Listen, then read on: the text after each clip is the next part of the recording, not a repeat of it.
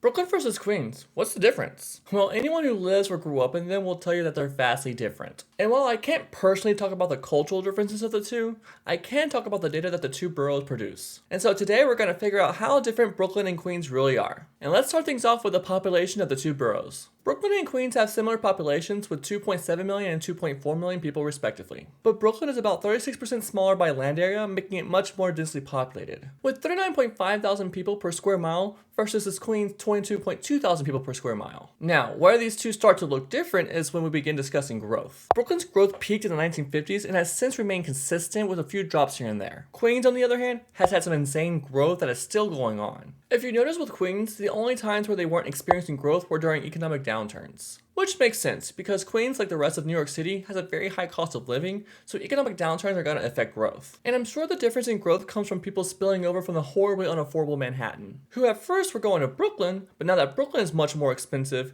are starting with Queens. But in terms of affordability, they're both really expensive. They have similar median household incomes, with Queens being higher at $89,000, which is actually discouragingly low, because the median housing value for Queens is $835,000. And Brooklyn's maxes our data out at $1 million, so it's actually higher than that. But in terms of economic output, Queens has a strong growth curve that matches the nation, specializing in wholesale and retail, whereas Brooklyn's is very strong, consistently outpacing the nation, specializing in professional services. In terms of mortgage risk, which is a measurement of debt to income on our site, it's really high for both. So basically, even the people who can afford to buy homes in this area are really likely to default on their loan. We have so many data points on these two boroughs, I could go on and on about the similarities and the differences. But so far, on paper, Brooklyn and Queens are very similar, but obviously even the neighborhoods within these boroughs are vastly different from one another. And that's when it's on you to decide the differences. All the data used was sourced from Ursus.com, and be sure to follow to learn more things like